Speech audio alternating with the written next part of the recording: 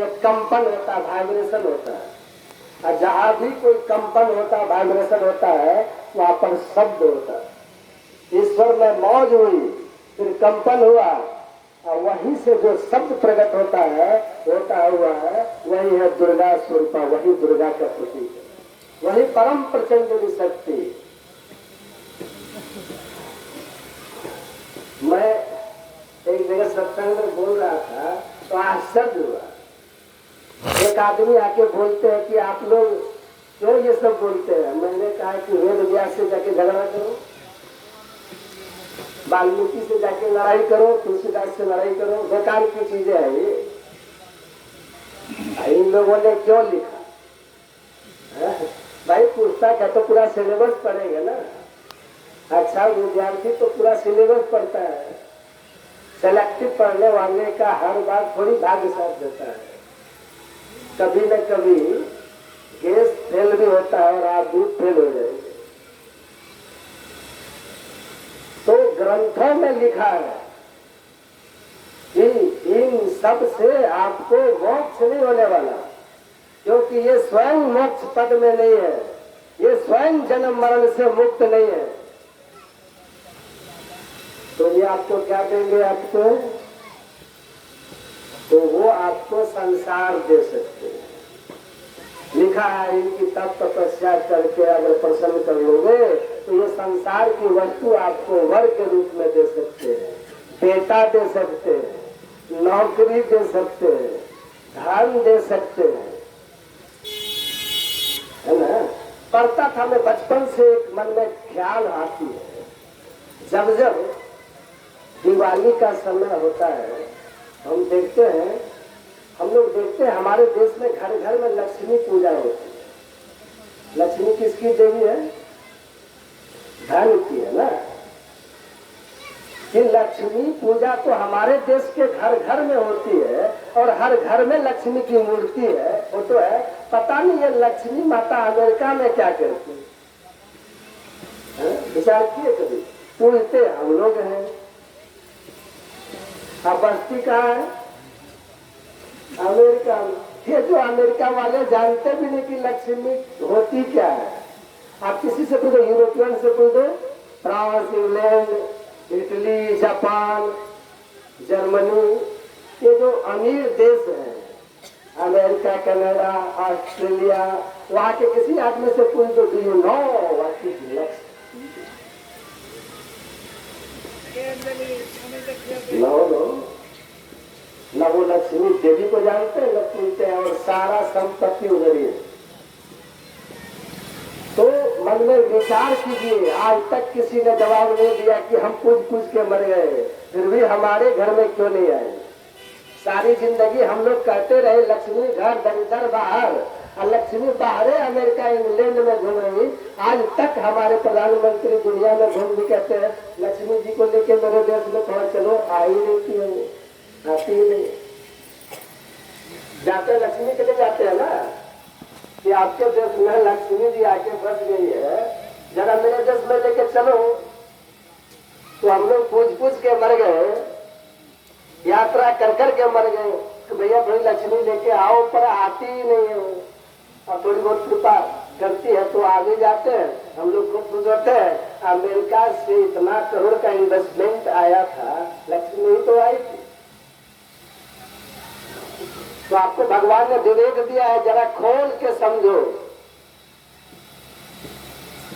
इसको समझिए ठीक से। तो थोड़ा बहुत तो देवी देवता से मिल जाएगा, लेकिन बहुतायात में तो उसकी अलग व्यवस्था है भाई। वो लोग जैसे आगे बढ़े हैं आपको समझना होगा। इसलिए स्वामी विवेकानंद कहते थे कि भौतिकता का उत्थान के लिए यूरोप से सीखो, और भौतिकता के उत्थान में ही शांति नहीं है, इसलिए यूरोप को चाहिए और अमेरिका को चाहिए कि शांति के लिए आध्यात्मिकता वो भारत से सीखे, भारत से सीखे। तो धर्म जो है ना, वो हमारे कल्याण का मार्ग है। लेकिन कबीर साहब कहते हैं ऐसी दीवानी दुनिया भक्ति भाव नहीं पूछे जी, कोई आवे तो बेटा मांगे यही गोसाई दीजिए जी, कोई आवे दुख का मारा हम पर कृपा कीजिए जी, कोई करावे ब्याह सगाई सुनत गोसाई दीजिए जी। साचे का कोई आवे तो दौलत मांगे भेंट रुपया लीजिए जी, साचे का कोई ग्राहक नहीं झूठे जगतपति जी, कहे कभी सुनो भाई साधो अंधों को क्या कीजिए। अब भी आंख नहीं खुलती, लक्ष्मी घर दरिद्र बाहर, कितनी लक्ष्मी आपके घर में आ गई, दरिद्र चले गए, दरिद्रता चली गई। अध्यात्म को जीवन में धारण करोगे तो ऐसी दरिद्रता जाएगी कि दरिद्रता कभी आएगी ही नहीं। चाह गई चिंता मिटी मनवा बेपरवाह, जाको कछु न चाहिए सोई संसार। पूर्ण काम आप्त काम संसार से ऊपर उड़ जाओगे। लक्ष्मी भले यूरोप अमेरिका में होगी, वहां रहेगी, लेकिन शांति की खोज में वो यही आते हैं, भारत आते हैं, क्योंकि यहाँ अध्यात्म की पूंजी है, अध्यात्म की शक्ति है, अध्यात्म का धन है। और ये धन अगर आ गया तो फिर सब धन धूलि समान। तो धर्म सुख शांति आनंद के लिए और मानव जीवन का यही कर्तव्य है। यह मनुष्य का शरीर मिला है, भगवान विष्णु ने गरुड़ जी से कहा इसका लक्ष्य क्या है। अनित्यानि शरीराणि विभौ नैव सत्वतः नित्यं सन्निहितं मृत्युः कर्तव्यो धर्म संग्रह। कहते हैं यह अनित्य है, यह देव दुर्लभ है, लेकिन स्थिर नहीं है, नाशवान है। पानी कासा बुलबुला यह तन ऐसा हो, पानी के बुलबुले के समान। यह शरीर कब कहाँ कब नष्ट हो जाए इसके बारे में कोई पता नहीं। अनित्यानि शरीराणि विभौ नैव शाश्वतः। कितना भी धन संपत्ति वैभव आप जमा कर लो, लेकिन वो शाश्वत नहीं है। 1 लाख पूत 1.25 लाख नाती जा रावण घर दिया नवासी। रुपए के सोने का महल रुपए का छाजा, छोड़ी चले नगरी के राजा। आवत संग न जात संगाती का भयो दल बांधे हाथी। कहे कबीर अंत की बारी हाथ झाड़ जो चला दीवारी। तो कितना भी धन वैभव आपने जमा किया, ये आपके काम नहीं आए।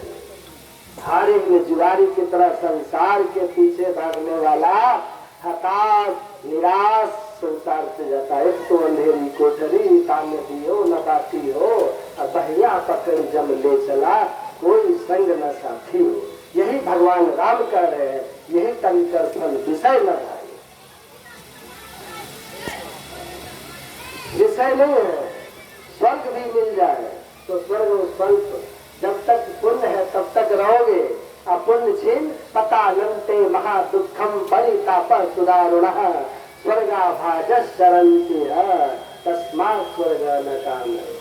कहा स्वर्ग में जब पुण्य छीन होगा, ये जो मैं कह रहा हूँ ना, ये क्या दे सकते हैं, ये पुण्य से आपको संसार दे सकते हैं, स्वर्ग दे सकते हैं। गुरु महाराज ने कहा अनेक देवता मिलकर के अलग अलग जितना आपको दे सकते हैं, अकेले ईश्वर आपको उससे अनंत गुना अधिक दे सकते हैं। क्योंकि देवताओं को में जो कुछ देने की शक्ति सामर्थ्य है वो ईश्वर की ही दी हुई है, और इनको थोड़ी थोड़ी शक्ति दे करके ईश्वर अनंत शक्ति के भंडार है। इसलिए जो एक ईश्वर को पूजता है वही सच्चे अर्थ में आस्तिक है। सच्चे अर्थ में उस एक ईश्वर को पूजने वाला ईश्वर को दर्शन करके मोक्ष को पाता है। और उस ईश्वर को दर्शन करने के लिए जो मोक्ष का द्वार है वो केवल और केवल मनुष्य के शरीर में है।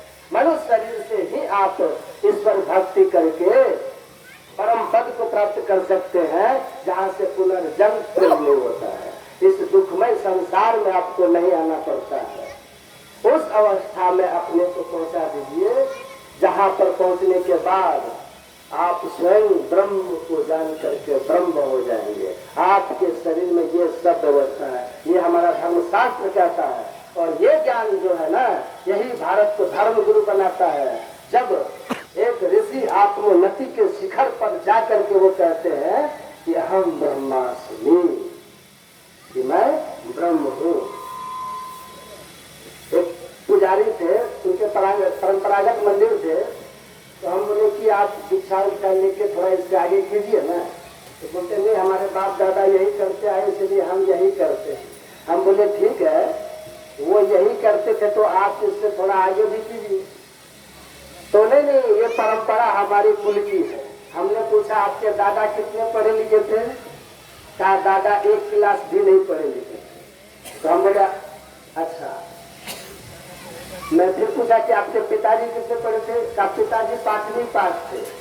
मैंने पूछा आप कितने पढ़े हैं? कहा हम इंटर पास है बाबा। तो हम बोले आपको भी परंपरा का पालन करके मैट्रिक फेल रहना चाहिए था। परंपरा तो यही थी ना। आगे कैसे आप चले गए?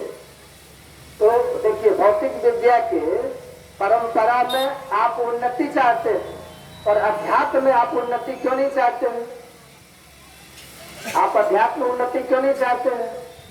ये जो प्राथमिक विद्यालय है, जरा ऊपर के विद्यालय में भी चलो, बाहरी पूजा पाठ से भी थोड़ा ऊपर उठ करके आंतरिक व्यवस्था में भी कुछ झांकू ताकू और अनुभव करो। ऐसा आप क्यों नहीं करना चाहते? तो संस्कार भी होना चाहिए। और दूसरी बात कि हमारे दिमाग के ऊपर, हमारे मानसिक स्तर पर इस तरह से बैठा दिया गया है कुछ चीजों को कि हम लोग उस बंधन को नहीं तोड़ पाते हैं। जो बंधन टूटते ही आध्यात्मिकता हमारे अंदर में प्रकट हो जाता है। अब फिर हम अपने आप में आनंद स्वरूप हो जाते हैं। वो बंधन भी है, कैसे कैसे कैसे। तो हमारे गुरु महाराज कहते आप नहीं जानते हैं शरीर के संबंध में, नहीं जानते हैं धर्म ग्रंथों के संबंध में, आप नहीं जानते हैं आप अपने स्वरूप को, ईश्वर के स्वरूप को। इसीलिए अनेक मार्ग कहते हैं। जितने भी धर्म ग्रंथ है सबने कहा एक मार्ग है, सिर्फ एक मार्ग। वेदाह में तम पुरुषम महांतम मादित्य वर्णम तम सह परक्षा तमेव विद्या तुम मृत्यु में नान्यो पंथा विद्यते अनायः न अन्य पंथा विद्यते न अन्य पंथा। वेद के मंत्र है। उस परम पद को प्राप्त करके जिसके जीव के जन्म मरण के चक्र से छूटता है। आंख बंद करने पर ये जो घोर अंधकार देखते हो, इस अंधकार में दसम द्वार शिव नेत्र सारक सुषुम्ना में जो अपने वृत्ति को स्थिर कर सकता है सदगुरु की बताई सदयुक्ति से। और करंधार सदगुरु दृढ़नावा, भगवान श्री राम कहते हैं, संत सदगुरु की बताई युक्ति से जैसे ही वो वृत्ति को स्थिर करता है, अंतर प्रकाश हो जाता है। वेद भगवान कहते हैं उसी प्रकाश होकर के उस परम पुरुष तक जाने का रास्ता है। न अन्यो पंथा विद्यते अनायः। अगर कोई तुमको और कोई पद कहता है कि और कोई रास्ता है, तो वेद भगवान कहते हैं वो गलत बता रहा है। इसीलिए ध्यान से सुनो। सुरवंत विश्व अमृतस्य पुत्राः आये धमानि विश्वानि तस्तुः दिव्यानि तस्तुः। में विश्व के लोगों, दुनिया के लोगों, और दिव्यानि तस्तुः है स्वर्ग में रहने वाले देवी देवता। तुम भी सुनो, तुम्हें भी पता नहीं है कि वह परम पुरुष जिसको जान लेने से जीव मृत्यु के मुंह से छूटकर शाश्वत सुख पाता है, वहां तक जाने का एक रास्ता है। वो आंख बंद करके अंतर प्रकाश की प्राप्ति का साधन है। और वहीं से जैसे प्रकाश होता है, शब्द मिलता है, ज्योति नाद का मार्ग बना यह धरा जाए दिल से, लो धरो जतन करो दिल से। तो वेद भगवान भी कहते हैं एक पंथ है। गुरु महाराज कहते हैं आप नहीं जानते अपने शरीर को, आप नहीं जानते अपने स्वरूप को, आप नहीं जानते ईश्वर स्वरूप को। इसीलिए न ही आपको धर्म ग्रंथों का अध्ययन है। इसीलिए आप अनेक राह कहते हैं, स्वर्ग में चले जाओगे, वैकुंठ में चले जाओगे, लेकिन मोक्ष पद में जाने के लिए तो आपके अपने अंदर के मार्ग में चलना पड़ेगा जो भगवान द्वारा निर्मित है। दोनों आंखों के ठीक मध्य में वो रास्ता है मोक्ष का द्वार। इसलिए कहा कि सुषुम्ना सुखमना दसम द्वार इस द्वार में चलिए। कबीर साहब ने कहा, बड़ा सुंदर ब्रह्मानंद जी का पद है, एक मिनट में खत्म कर रहा हूँ। कोई ध्यावत है मथुरा नगरी, कोई जाए बनारस वास करे, जो व्यापक तत्व पहचान लिया तो धर्म का भंडा फोड़ दिया, ऐसी गुरुदेव करी कृपा मेरे मोह का बंधन तोड़ दिया।